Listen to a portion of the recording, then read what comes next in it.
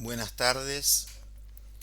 Vamos a iniciar hoy nuestra clase número 2 de la materia Materiales y Elementos de Máquina de la carrera de licenciatura en mantenimiento de la Universidad Nacional de Hurlingham.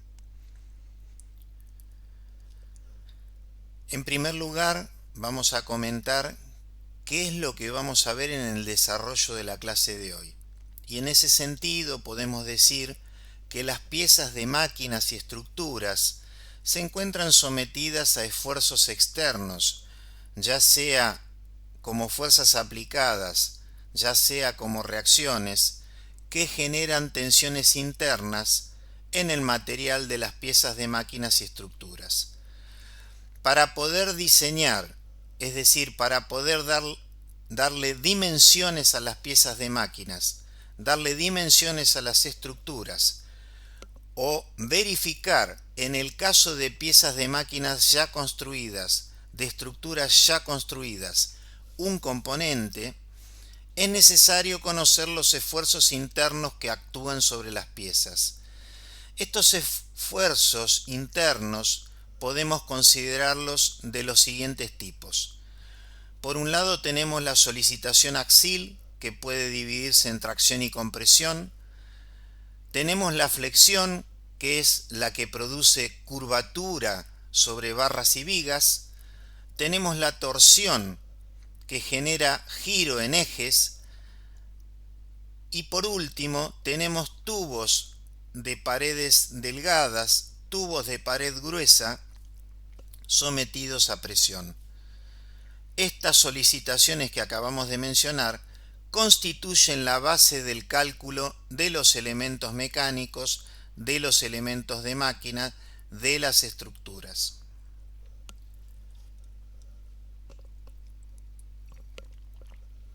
Muy bien. A continuación vamos a ver un diagrama en cascada que nos lleve de los esfuerzos externos a las tensiones internas. Hay cuestiones que ya vimos en la primera clase y otras que las vamos a complementar en esta clase que estamos transitando. Respecto de los esfuerzos externos, ya vimos que los tenemos en la forma de cargas aplicadas y de reacciones en los apoyos. Estos se traducen en esfuerzos internos en el componente mecánico, en el elemento de máquina, en la estructura. Esos esfuerzos internos pueden ser solicitación axil, que generan tensiones normales sigma, solicitación de corte, que generan tensiones tangenciales tau,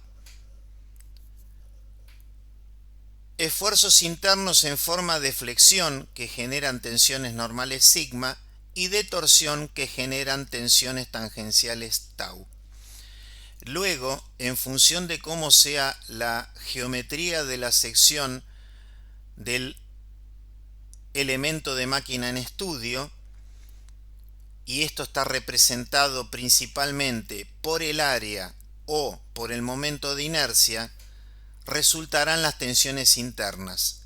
Y como decíamos, tendremos tensiones normales sigma en el caso de la tracción, compresión y la flexión, y tensiones tangenciales asociadas al corte y a la torsión.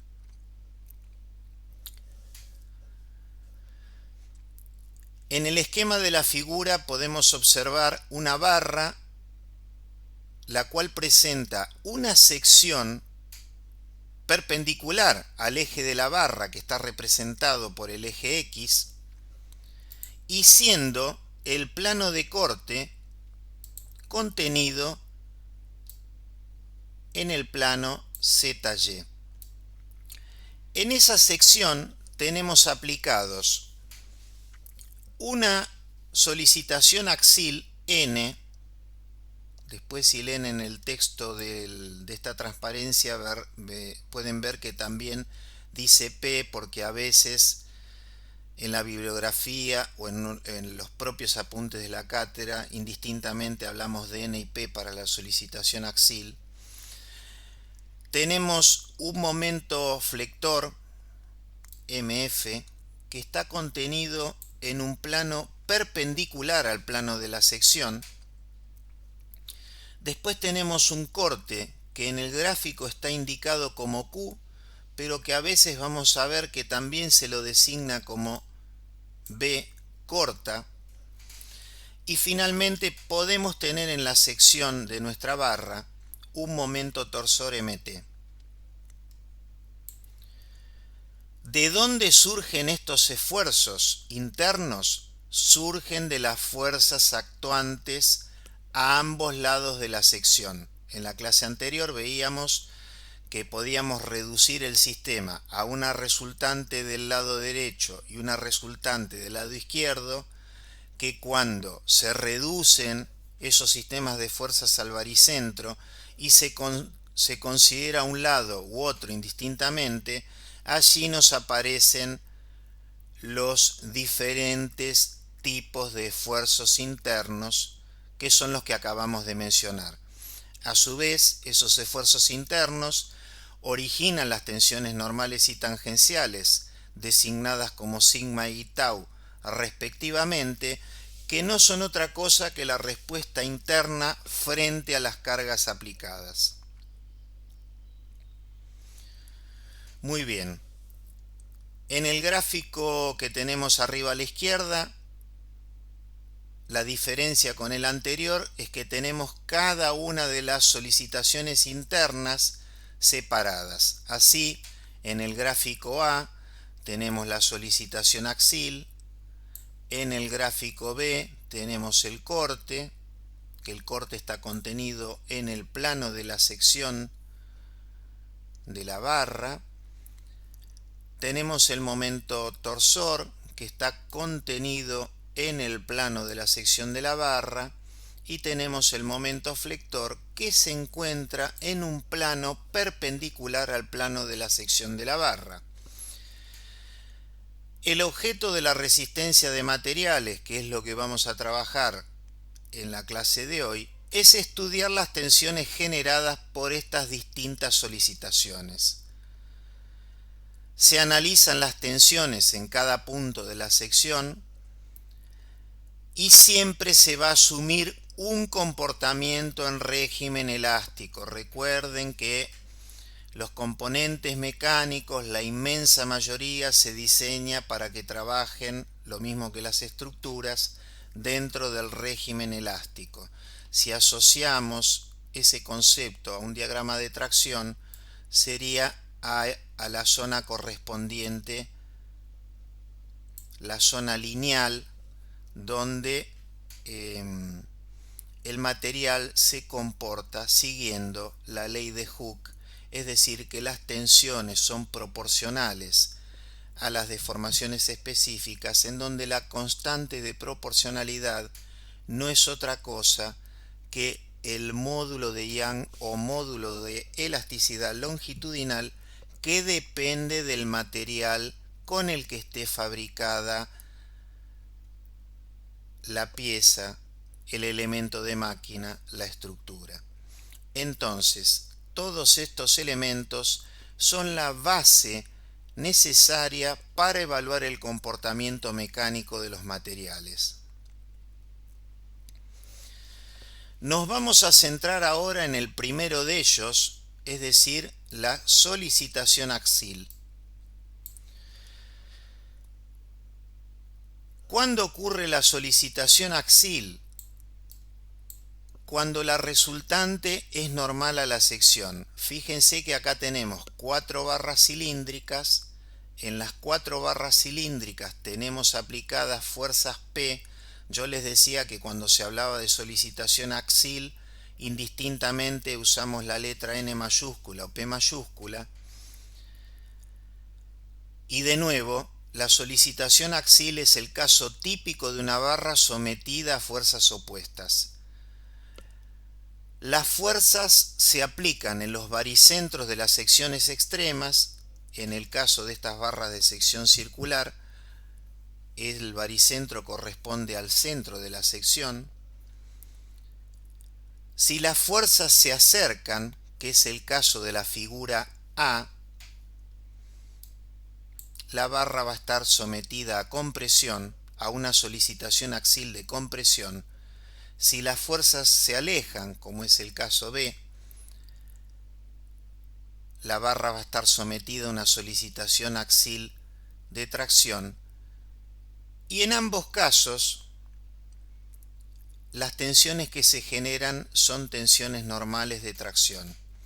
Un ejemplo típico de un caso de solicitación axial está dado por el ensayo de tracción.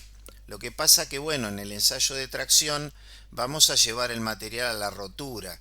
Cuando decimos que al verificar o dimensionar un elemento de máquina o una estructura, siempre vamos a hacerlo dentro de la zona elástica, ¿no es cierto? ¿Para qué? Para que la estructura tenga un comportamiento seguro.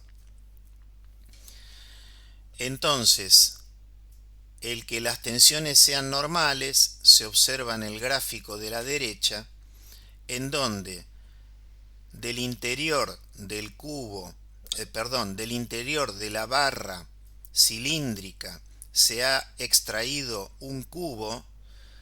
Normalmente hablamos un cubo de dimensiones muy pequeñas. Al ser un cubo, evidentemente, si tenemos una terna de coordenadas x, y, z, ese cubo va a tener una longitud delta x, delta y y delta z.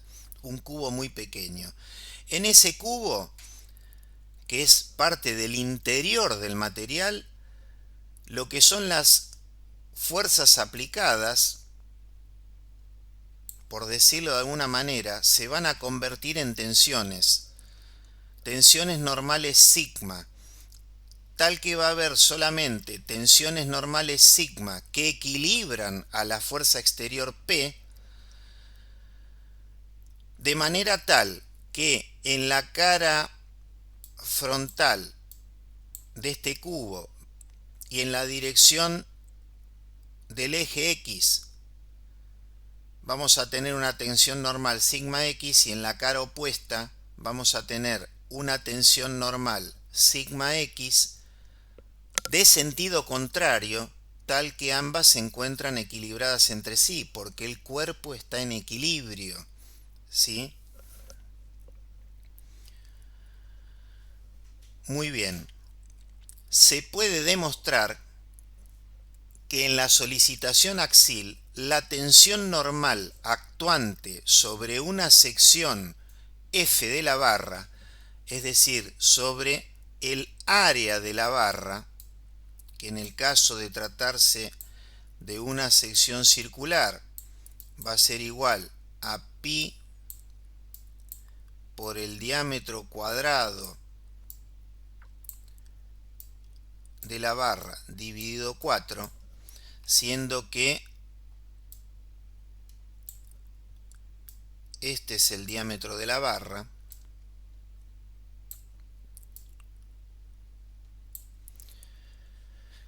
Decíamos entonces que se puede demostrar que en la solicitación axial la tensión normal sigma, que actúa sobre una sección F de la barra y perpendicular a la recta de aplicación de la carga, es sigma igual al cociente entre la carga y el área de la sección de la barra, tal que sigma va a ser una tensión normal cuya unidad son los megapascales, P es la fuerza axial cuya unidad son los newton, y F es el área de la barra, la sección de la barra en milímetros cuadrados.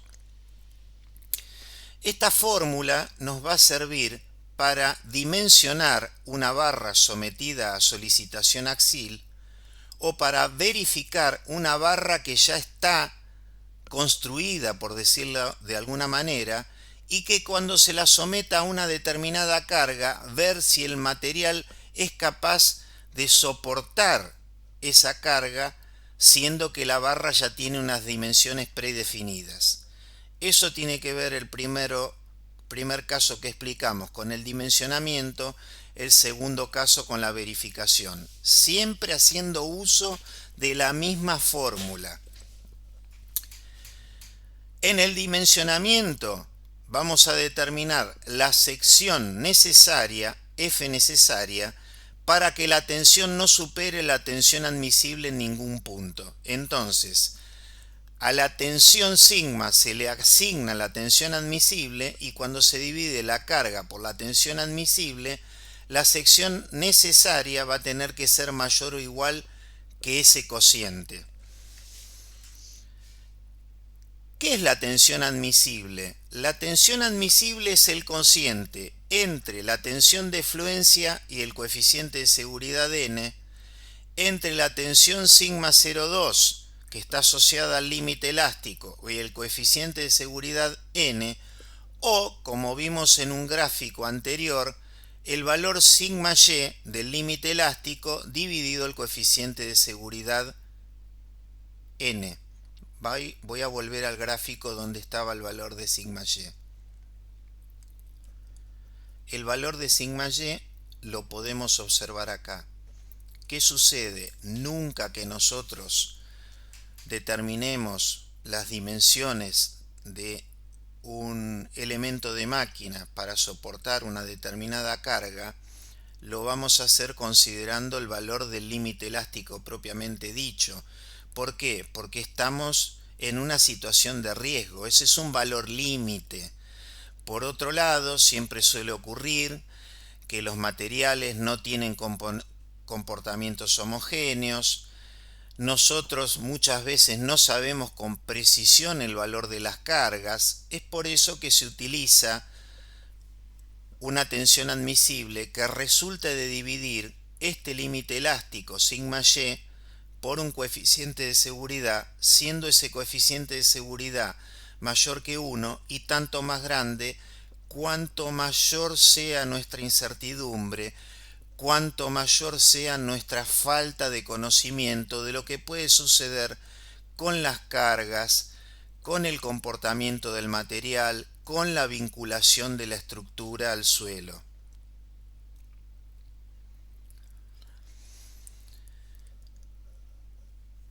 La verificación, por otro lado, y sería lo que está en la tabla en la columna de la derecha, lo que hacemos es comprobar si las tensiones generadas por la carga P con relación a la sección F que tiene nuestra barra solicitada con una carga axial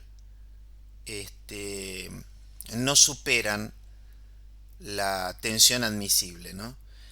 El valor de la tensión admisible evidentemente que depende del material. ¿Por qué? Porque la tensión de fluencia Y mayúscula o la tensión sigma 0,2 o la tensión sigma Y dependen del material, dependen de si es un acero, si es un aluminio, si es un acero de qué tipo de acero, si es de un aluminio de qué aleación de aluminio concretamente. Y entonces, a modo de ejemplo, acá tenemos una tabla en donde la columna de la izquierda tenemos diferentes materiales y en la de la derecha tenemos valores de tensión admisible. Quizás esto no sea la situación ideal. La situación ideal sea que el diseñador conozca la propiedad mecánica del material, su tensión de fluencia, su tensión sigma 0,2 y que él, en función de las condiciones operativas, en función de las condiciones de servicio a que va a estar trabajando el elemento de máquina o la estructura, él defina el coeficiente de seguridad y con la relación entre la tensión de fluencia o la sigma 0,2 o la sigma y dividido el coeficiente de seguridad, ahí él defina el valor de la tensión admisible. Muy bien, vamos a pasar al segundo tipo de solicitación, en este caso la flexión.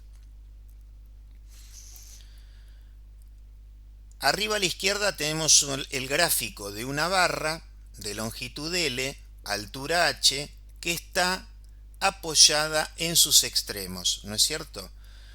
Tiene un eje trazado en línea de puntos, en realidad es punto y trazo, y ese eje tiene asignado la letra X.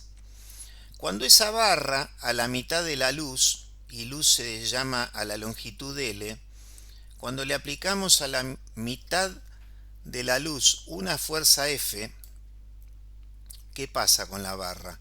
La barra, como no tiene una rigidez infinita, se flexiona y toma el aspecto curvo que nosotros podemos ver en la figura de arriba a la izquierda, parte inferior.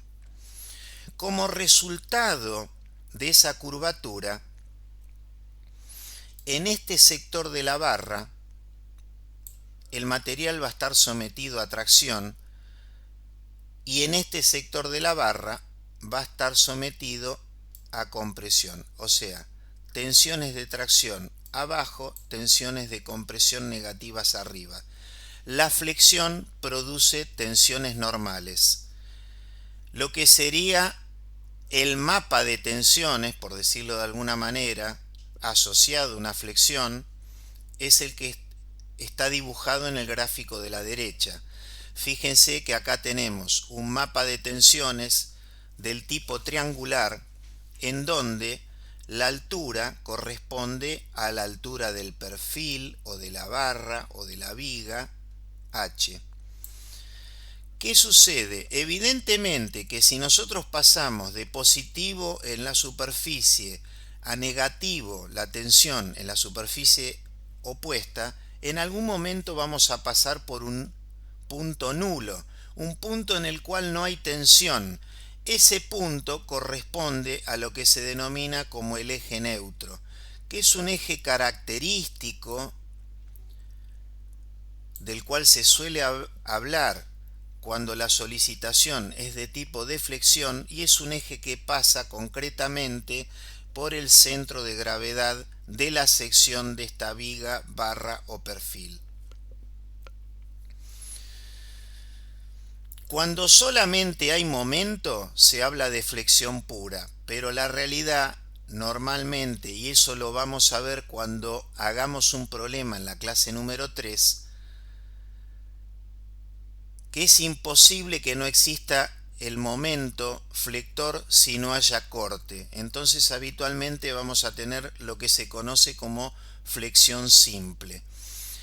El plano de flexión contiene los momentos y define la dirección de trabajo. ¿A qué nos referimos? A cuando estábamos en esta imagen D, que tenemos el momento flector se encuentra contenido en un plano que es perpendicular a la sección de la barra.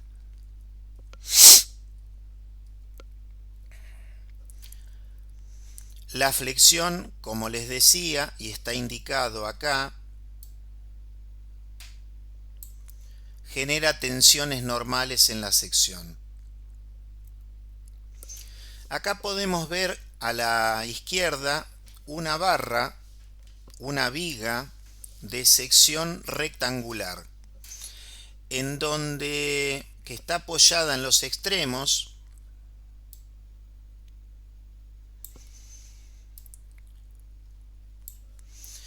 y que en vez de estar sometida a una carga puntual,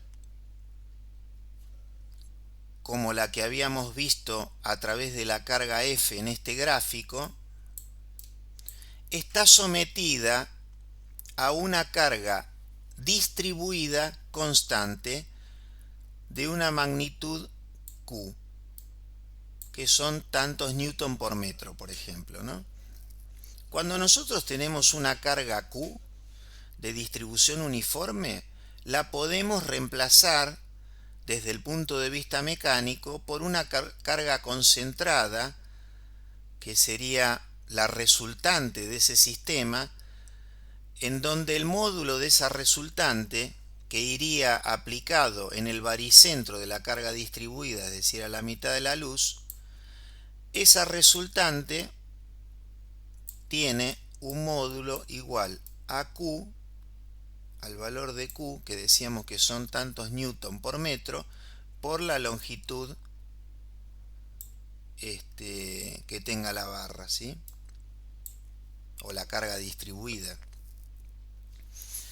Bueno, independientemente de eso, en la parte de abajo del diagrama, del diagrama a la derecha, lo que estamos observando es esa barra viga sometida a una carga distribuida uniforme.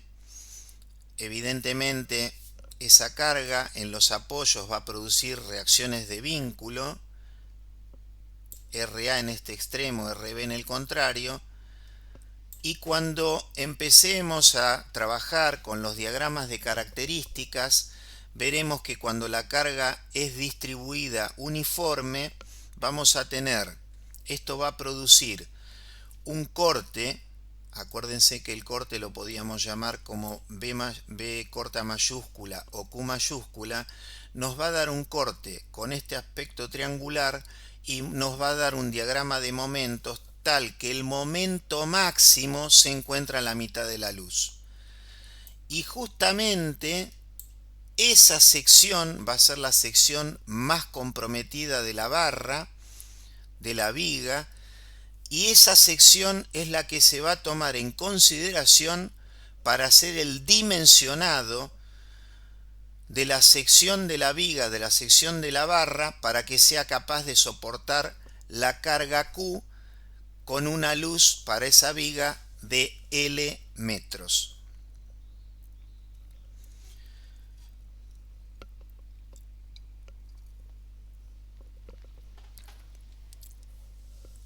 Hay un aspecto que en alguna medida regula la flexión, la solicitación de flexión, la solicitación de flexión pura normal, que es lo que se denomina la hipótesis de Bernoulli-Navier, y que después vamos a ver que está representada con este video que realmente es muy visual.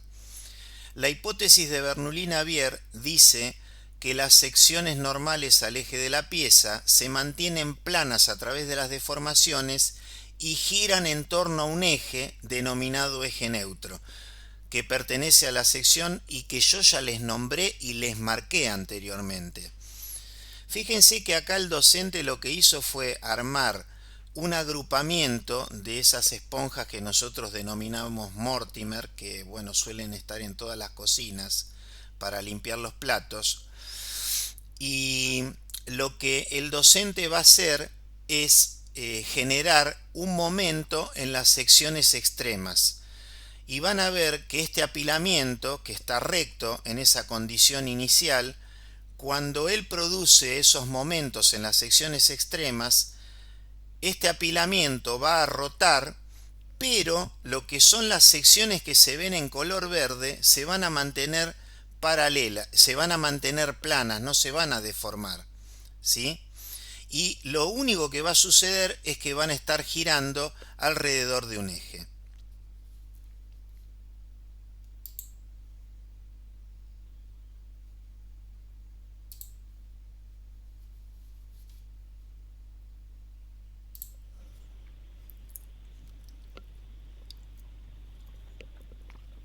Ahí el docente está aplicando el momento.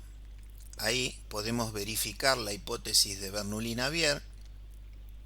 Observen ustedes que los sectores azules se mantienen perfectamente planos. Lo único que ocurre es que, lógicamente, rotan, nada más. Y cuando el docente quita la carga, es decir, saca sus manos de este apilamiento de esponjas, bueno, las esponjas vuelven a su configuración inicial, o sea que en alguna medida, si bien no son un material metálico, se están comportando de manera elástico lineal, por decirlo de algún modo. Bien, en este esquema que tenemos arriba a la izquierda, básicamente nos aparece el de la derecha. Voy a volver al puntero, a la pluma. El de la derecha es el diagrama de tensiones. El de este que está acá es el diagrama de deformaciones específicas, epsilon. Y ustedes lógicamente recuerdan que hay una relación entre ellos, ¿no es cierto? Entonces, evidentemente, sobre el eje neutro no ocurren ni alargamientos ni acortamientos. Y alrededor de ese eje es que se produce el giro de la sección. Y ese eje neutro se ubica sobre el centro de gravedad de la sección. Bueno, se puede demostrar que en la flexión simple normal, que es la que nosotros estamos trabajando, donde tenemos flexión y decíamos también puede aparecer corte, la tensión normal sigma x que actúa sobre una sección de la barra de momento de inercia Jn, sobre cuyo plano normal actúa un momento flexor m, está dada por sigma x igual al momento dividido el momento flector dividido el momento de inercia multiplicada por la distancia y, donde la distancia y es una distancia variable medida entre el eje neutro y una fibra que nosotros querramos analizar. Evidentemente, lo que surge de la mirada del gráfico es que las tensiones máximas en la flexión ocurren en la superficie del material. Es decir, acá tenemos la tensión máxima en una superficie, acá tenemos la tensión máxima en otra superficie. De las dos, esta es la más grande, ¿no es cierto? La tensión normal, su unidad son los megapascales, respecto del momento flexor o flector son sinónimos, son newton por metro. Y es la distancia respecto a la fibra neutra de una fibra que querramos analizar en particular, milímetros, y finalmente el momento de inercia, como ya sabemos, en milímetros a la cuarta. Los esfuerzos de flexión se utilizan para conformar piezas obtenidas a partir del doblado de chapas, como es el caso de la imagen que se observa arriba a la derecha. Tenemos en ambos casos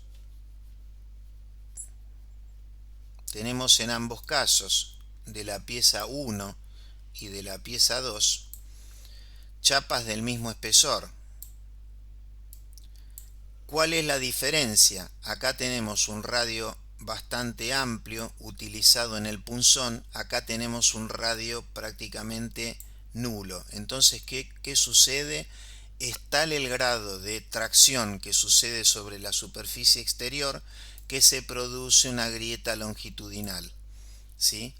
Por eso es muy importante en los procesos de conformado, de fabricación de piezas, en este caso de doblado, el radio que tiene el punzón, que es el que produce justamente con una matriz que se le contrapone, la posibilidad de convertir una chapa plana en una chapa que tenga, en este caso, un ángulo de 90 grados, ¿no? Porque eso es lo que se hizo con el punzón y la matriz. Se dobló la chapa a 90 grados.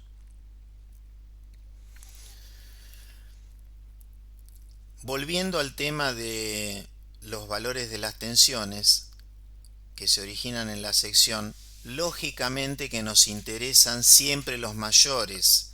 ¿Por qué? Por ser las tensiones, vimos en la ecuación que la tensión sigma x depende del valor de y, depende de la distancia de la fibra que esté más alejada al eje neutro.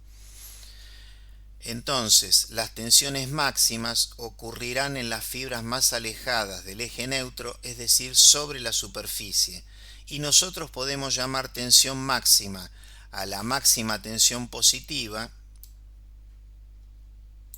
tensión de tracción, y mínima a la máxima negativa en la zona de compresión.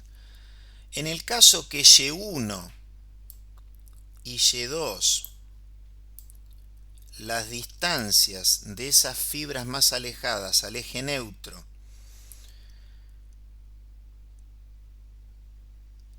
correspondan, bueno, a esas fibras, la expresión anterior se transforma en tensión máxima igual más momento flector dividido el momento de inercia por y sub 1, porque la tensión máxima la tenemos acá abajo, y sigma mínimo menos momento flector dividido el momento de inercia por y sub 2, porque lógicamente el y sub 2 y la tensión mínima la tenemos allí arriba. Cuando la sección es tal que el eje neutro es eje de simetría, es decir, que respecto del eje Z, la parte de arriba de la sección y la parte de abajo de la sección resultan ser una espejo de la otra, será que Y1 es igual a Y2, ambas iguales a Y máxima.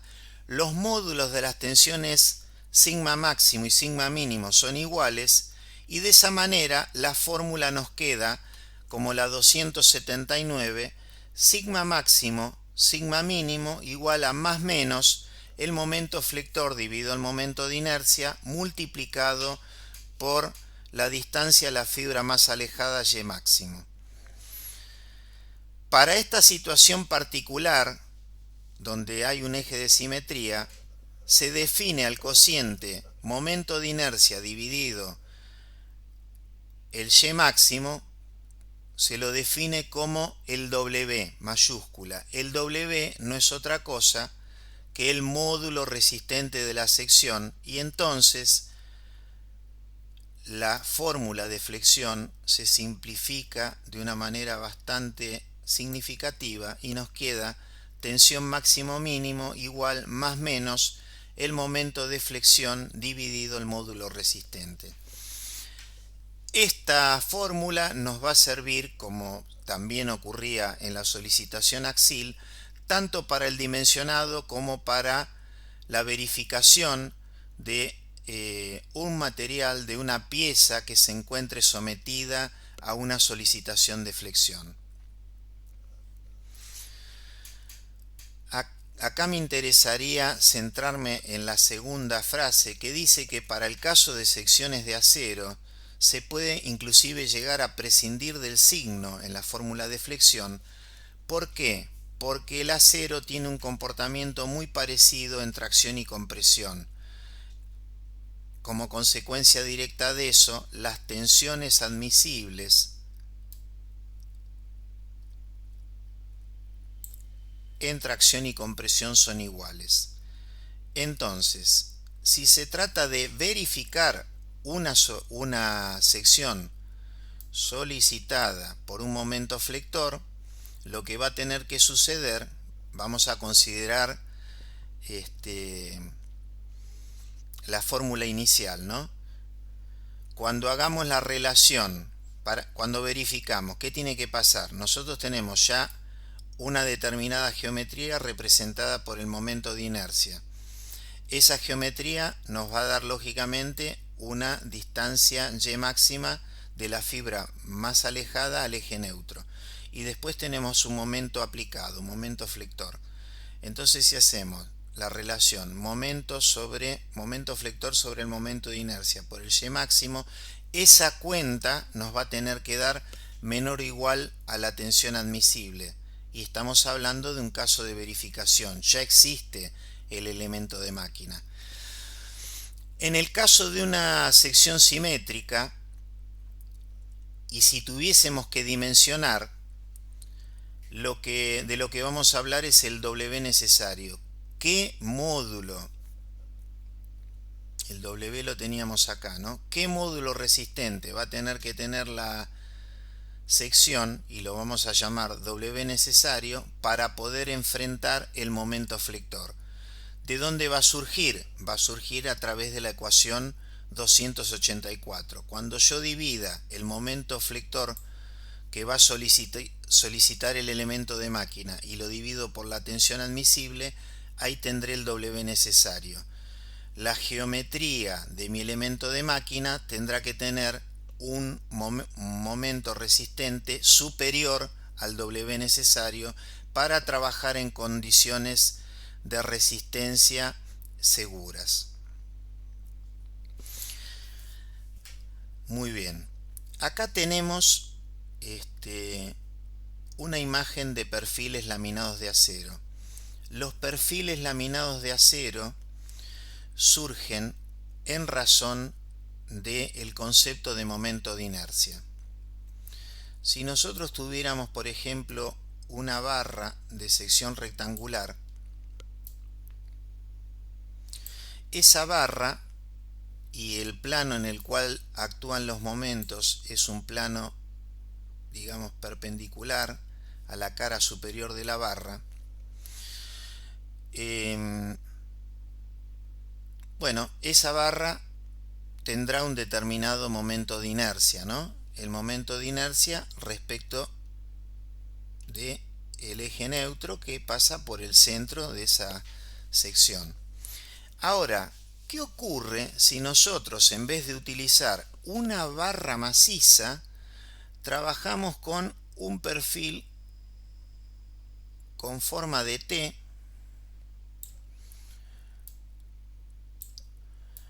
en donde lógicamente ese perfil con forma de T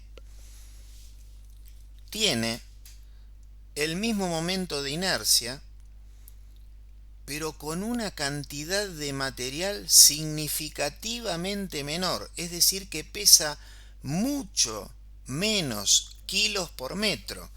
Vamos a estar haciendo un diseño mucho más económico, ¿no? Porque vamos a estar utilizando menor cantidad de material. Entonces así las empresas siderúrgicas producen perfiles laminados de acero que pueden ser con secciones tipo doble T, como el que dibujé allí, perfiles U, puede haber perfiles L de alas iguales, perfiles T, es decir, hay distintas geometrías según la necesidad de los usuarios. Estos perfiles están tabulados en las normas con sus propiedades geométricas, incluyendo la posición del baricentro, los momentos de inercia y el módulo resistente W que recién terminábamos de definir. A través de ellos se busca lograr una alta rigidez utilizando la menor cantidad de material posible, y en diseño lo que se hace es calcular el módulo resistente necesario, W necesario, para luego buscar un perfil que tenga un W mayor al W necesario. Y la selección se realiza directamente a partir de tablas normalizadas. Vamos a ver ahora un pequeño video virtual de un puente grúa, en donde ese puente grúa tiene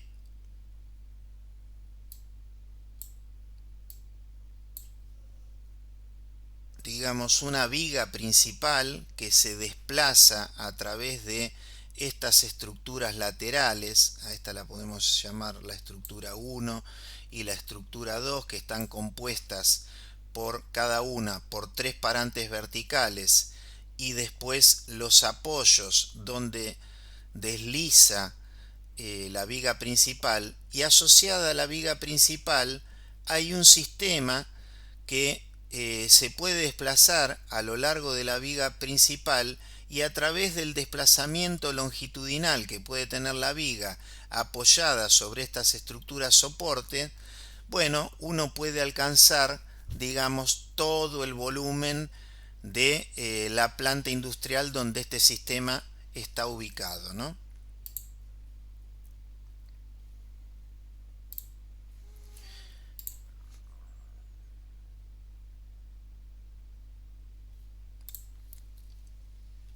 Bien, vamos a visualizar entonces el video. Ahí tiene el sistema que produce, que tiene la capacidad para levantar la carga, ¿no? Ahí está bajando el gancho para, bueno, levantar la carga, y ahora la traslada a otro lugar, ¿no? Entonces, bueno, en la clase próxima nosotros vamos a resolver un problema de estas características, cuyo enunciado lo vamos a poder visualizar en la transparencia siguiente.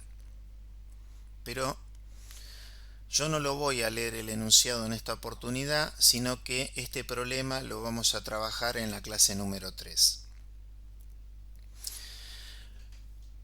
A modo de ejemplo, mostrarles una carilla de una tabla de perfiles, perfiles doble T de alas inclinadas, laminados en caliente, en donde, bueno, yo he marcado uno de estos perfiles, se lo suele designar a los doble T como I mayúscula, porque la I mayúscula tiene forma de doble T, y PN, que quiere decir perfil normalizado, ¿no? 140 refiere a la altura que tiene ese perfil, o sea, esta variable h corresponde a 140.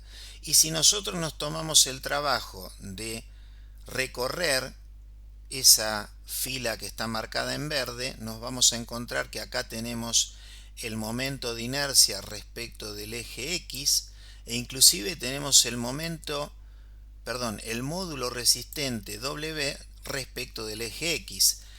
Este perfil IPN40 tiene un WX de 81,9 centímetros cúbicos, ¿no?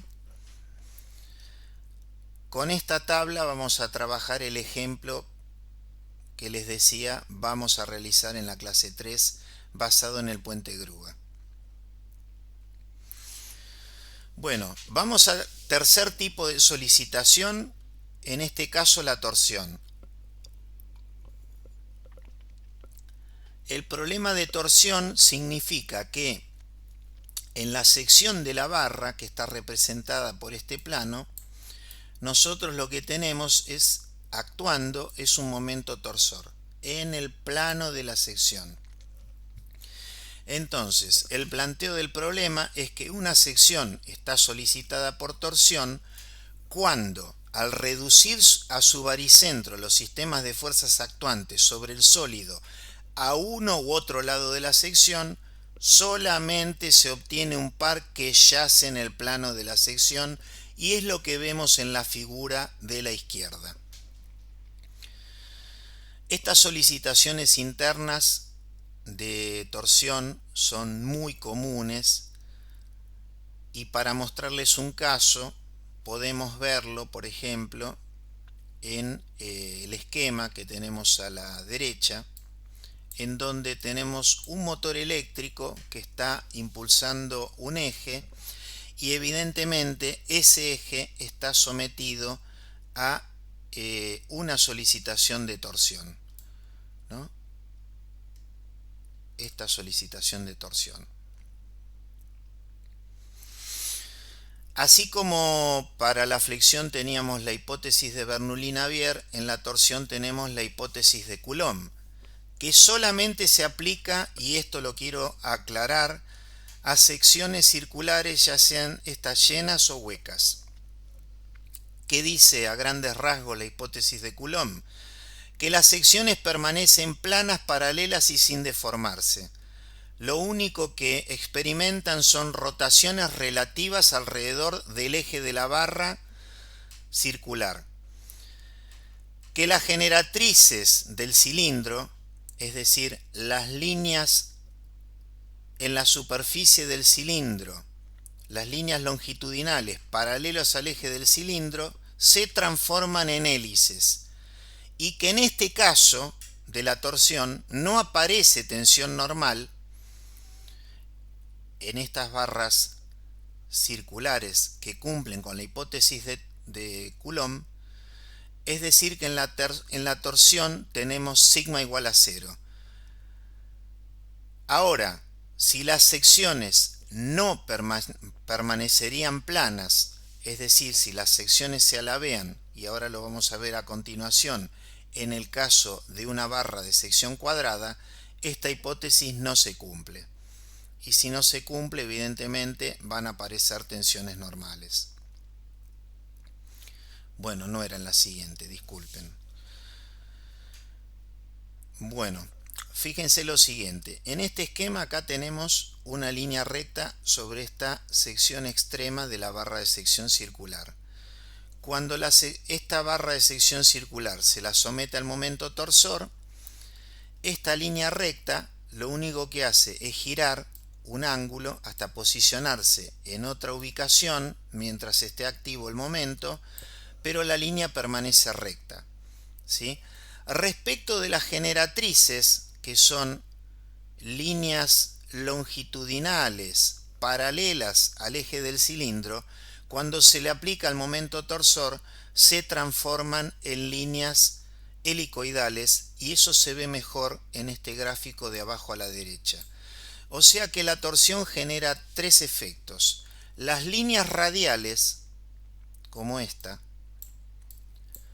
siguen rectas, las líneas longitudinales se vuelven helicoidales y las secciones, cualquiera que considere esta, la del extremo opuesto o cualquier intermedia, permanecen planas y paralelas entre sí.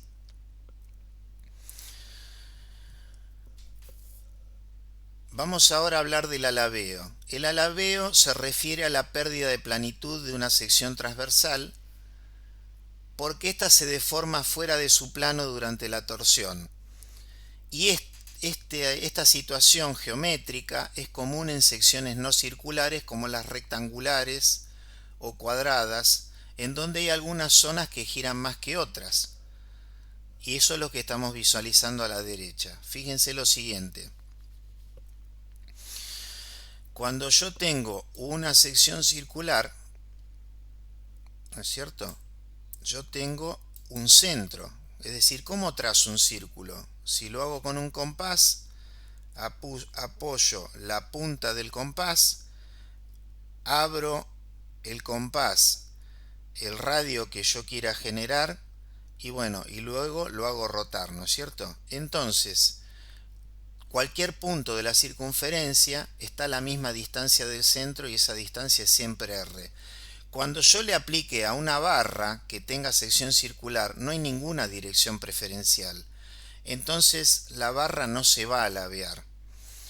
Por el contrario, permítanme que yo borre esto. Si yo tengo una sección cuadrada, vamos a tratar de que me salga lo mejor posible.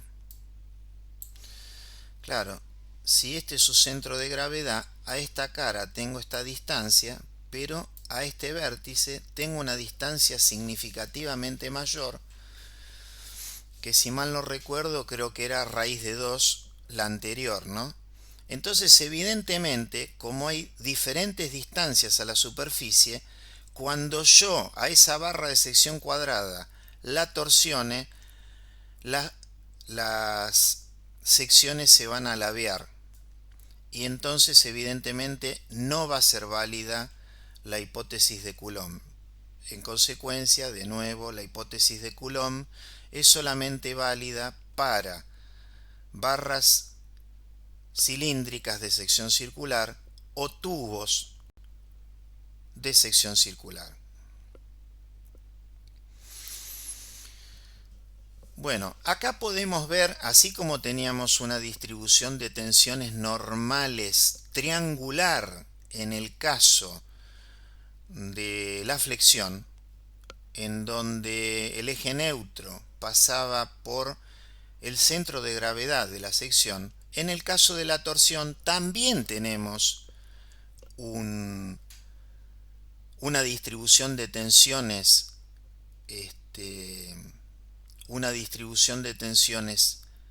triangular, con la diferencia que estas tensiones están contenidas en el plano de la sección y son tensiones tangenciales. Son tensiones tangenciales. Estoy tratando de encontrar el cursor. Son tensiones tangenciales, están contenidas en el plano de la sección de la barra. Analizando esta imagen, podemos decir que en la torsión solo hay tensiones tangenciales, que su distribución a lo largo del diámetro es antisimétrica. ¿Por qué usamos una palabra tan extraña? Porque si fuera simétrica, por ejemplo, respecto del eje vertical, debería ser así la distribución, ¿no? Un espejo respecto del eje vertical. No es un espejo, porque es un espejo primero en el eje vertical, segundo en el eje horizontal. Por eso se dice antisimétrica a la distribución. Y finalmente, que la dirección de las tensiones normales son de las tensiones tangenciales, normales al radio. Y no solo eso, la otra cosa que se ve es que la tensión máxima, tal como pasaba en la flexión, se encuentra sobre la superficie, es decir, al valor del radio R mayúscula. La ecuación que representa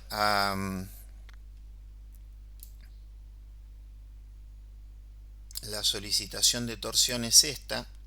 Tensión tangencial en un radio R minúscula es el momento torsor dividido el momento de inercia polar multiplicado por el radio de la fibra correspondiente, y lógicamente la tensión máxima va a ocurrir en la superficie donde R minúscula es igual a R mayúscula. Acá tenemos la expresión correspondiente a la tensión tangencial máxima, que es la que siempre se va a utilizar para hacer el dimensionado de una barra, ya sea de sección llena o de sección hueca, de una barra circular llena o hueca sometida a torsión. Para una sección circular llena, si consideramos que el diámetro exterior D mayúscula es 2 veces el radio R mayúscula, el momento de inercia polar JP es igual a pi por D a la cuarta dividido 32. De manera tal que si nosotros introducimos la 229 en la 228, nos queda la ecuación que expresa la tensión máxima que sucede en el diámetro exterior D mayúscula de una barra cilíndrica de sección llena y de diámetro D mayúscula sometida a un momento torsor MT. La unidad de la tensión tangencial son los megapascales, del momento torsor newton por metro, del radio milímetro, y del momento de inercia polar JP milímetros a la cuarta. Como en todos los casos, tenemos que a partir de esta expresión nosotros podemos tanto verificar, es decir, tenemos una barra de un diámetro determinado y sometida a un momento torsor, conocemos el material de la barra y bueno, hacemos la cuenta 16 mt sobre pi de cubo, y eso debería ser menor o igual a la tensión admisible. La tensión, fíjense que dice tau admisible, ¿no? El tau admisible resulta de dividir una tau de fluencia por un coeficiente de seguridad. Cuando veamos las teorías de falla, veremos que según Tresca, el tau de fluencia es igual a 0,5 por el valor de la tensión de fluencia. Y en el caso que tengamos que hacer un dimensionado, es decir, que si tenemos una barra cilíndrica sometida a un momento torsor MT y esa barra está constituida de un material cuya tensión admisible es tau admisible, a través de la ecuación 232 podemos determinar el diámetro mínimo que tiene que tener la barra para poder trabajar en condición segura. En el caso de las secciones anulares son muy importantes. ¿Por qué? Porque si ustedes se fijan del diagrama de tensiones, los valores más altos de las tensiones ocurren en la periferia. Entonces todo el material para una sección llena, el material que está cercano del centro, del eje de la barra, prácticamente no trabaja. Con lo cual es muy bueno que los cilindros que enfrenten a estas solicitaciones de torsión puedan ser tubos, ¿no es cierto? Porque de esta manera hacemos un diseño más eficiente que al utilizar una sección maciza, porque tenemos menor peso con una buena resistencia. Este tipo de elementos de máquinas huecos es muy usado en ingenierías para ejes y transmisiones porque combinan una buena resistencia mecánica con un menor consumo de material, reduciendo el peso y el costo. Es más, ¿qué ventajas trae aparejado el uso de tubos en lugar de macizos cuando están sujetos a torsión? Bueno, vamos a tener una mayor rigidez torsional por unidad de masa para igual diámetro exterior. Vamos a tener una reducción significativa de peso del tubo respecto de la barra maciza, ambos considerados de igual diámetro exterior. Se reducen las cargas inerciales en los tubos. ¿Por qué? Porque se reduce la masa. Se disminuye el esfuerzo de los motores o los actuadores que los tienen que poner en movimiento. Se mejora la eficiencia energética de sistemas mecánicos o robóticos. Tenemos un espacio interior que puede ser utilizado, por ejemplo, para pasar algún componente eléctrico. Y en resumen, tenemos una mejor relación costo-beneficio estructural. Habíamos comentado en la primera clase que en el caso del resorte teníamos una ecuación denominada la ley de Hooke, en donde la fuerza es igual a una constante, que es la rigidez del resorte, o la constante del resorte por el desplazamiento, ¿no? Y si se trata de un resorte de tracción, cuando le quitamos la fuerza, el resorte vuelve a su longitud inicial, es decir, el desplazamiento delta pasa a ser cero, ¿no? Para una misma fuerza, cuanto más rígido es un resorte, menor será el desplazamiento bajo una misma carga. Y tienen un comportamiento elástico los resortes, eso es lo que se busca. Ahora, también una barra sometida a solicitación axial se comporta de manera elástica, tal que la rigidez está dada por el producto del módulo de Young por el área dividido la longitud de la barra. Y acá ya tenemos que la rigidez es una combinación, porque la rigidez se asocia a las deformaciones. La rigidez está asociada por un lado al material a través del módulo de elasticidad longitudinal E o módulo de Young, y a cuestiones geométricas como son el área de la barra sometida a solicitación axial y su longitud. Y por último, para ir al cuarto caso de la torsión de una barra circular empotrada sometida a un momento torsor, también esa barra va a tener una rigidez a la torsión K sub T que va a depender del módulo de elasticidad transversal G, que depende del material, del momento de inercia, que es el momento de inercia polar, y también va a depender de el largo de la barra. Entonces, si las cargas son tales que el material puede volver a su condición original, bueno, estos valores para cada uno de los tipos de solicitaciones van a ser las veces de las rigideces, como si el material se tratase de un resorte, pero en realidad, bueno, tiene una forma determinada y está solicitado a determinado tipo de solicitación, ¿no?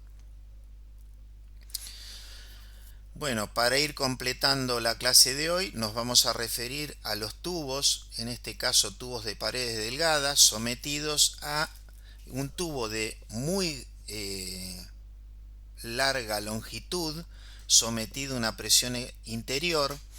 Esa presión interior lo que va a hacer es provocar una deformación longitudinal nula, porque es como si ese tubo no tuviese tapas. Entonces la presión interior lo que va a hacer es generar un estado plano de tensiones.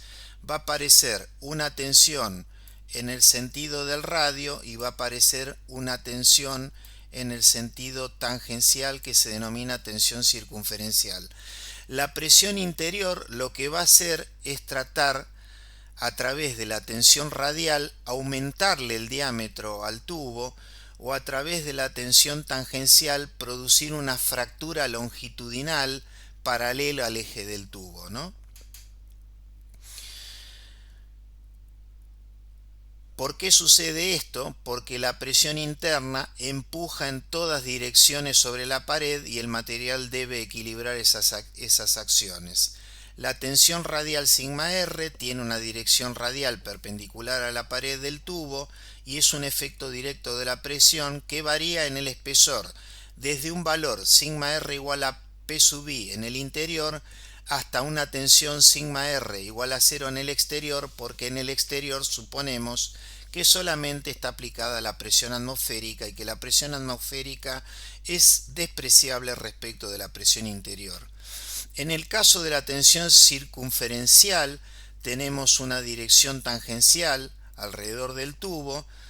Lo que hace es evitar que el tubo se abra longitudinalmente si tiene un valor razonable a las propiedades mecánicas del tubo y a su geometría, y esta es la más importante en los tubos de pared delgada.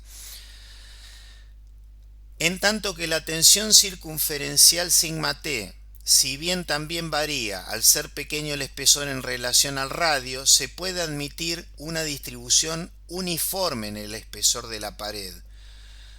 Finalmente, y como ya vamos a ver, dado que la tensión circunferencial es grande respecto de la presión interior y en consecuencia de la tensión radial, esta última se la puede despreciar sin cometer mayor error. Lo que queremos decir es que en los tubos de pared delgada no se tienen en cuenta las tensiones radiales y las importantes son las tensiones tangenciales. ¿Por qué son importantes?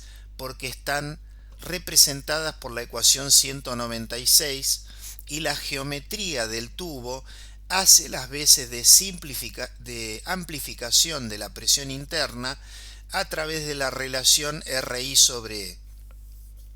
Como normalmente el radio RI es mucho más grande que E, la tensión tangencial es mucho más grande que la presión interior, de manera tal que cuando verifiquemos ese tubo, lo vamos a hacer a través de utilizar esta ecuación de la tensión tangencial o circunferencial, y el producto de PI por RI dividido el espesor deberá ser menor o igual a la tensión admisible, y en el caso que tengamos que dimensionar el espesor del tubo de un radio interior dado, vamos a tener que aplicar la ecuación 198 a través de conocer el material con el que se va a fabricar, con el que está construido el tubo, y el coeficiente de seguridad, tal que ambos nos dan la tensión admisible. Ahora, lógicamente que hay tubos de pared gruesa. En los tubos de pared gruesa se trabaja con ambas tensiones, y ambas tensiones siguen o se describen a través de las ecuaciones de Lamé, que son las ecuaciones que están representadas en esta transparencia, la tensión radial y la tensión tangencial o circunferencial sigma sub t. Inclusive las ecuaciones de Lamé no solamente consideran que puede haber presiones interiores en el tubo, sino también considera que pueden haber presiones exteriores, ¿sí? Muy bien. ¿Cuáles son los límites de aplicabilidad de la fórmula para tubos de pared delgada? Es decir, acá nos estamos preguntando cuándo consideramos que un tubo es de pared delgada o cuándo lo consideramos que es de pared gruesa. El límite de aplicabilidad está dado en función de la relación del espesor y el radio interno.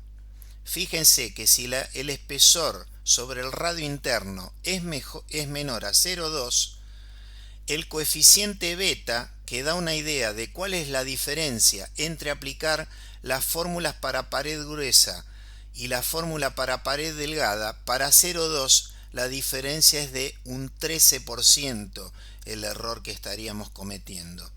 Entonces, bueno, este cuadro 5 es un cuadro que nos permite, en función de la relación M, que es el cociente entre el espesor y el radio interno, y a través de considerar un coeficiente o factor beta, establecer cuál es el tipo de metodología de cálculo a utilizar para resolver nuestro problema. Bueno, para finalizar y en síntesis, ¿cuáles fueron las ideas principales desarrolladas en esta clase? Lo que hicimos fue estudiar las solicitaciones básicas en los sólidos. La solicitación axil, representada por la fórmula de tensión normal igual al cociente entre la fuerza axil y el área. La flexión, representada por la fórmula de tensión normal igual al momento flector multiplicado por la distancia de la fibra al eje neutro y dividido el momento de inercia. La de la torsión, en donde tenemos que la tensión tangencial es igual al momento torsor por el radio de la fibra dividido ambos por el momento de inercia polar, y los tubos a través de las tensiones establecidas por la presión interna y diferenciados en los tubos de pared delgada y los tubos de pared gruesa. Todas estas relaciones que analizamos nos permiten resolver los dos problemas fundamentales de la resistencia de materiales, que son dimensionar componentes en un caso y verificar componentes si una pieza resiste las cargas aplicadas.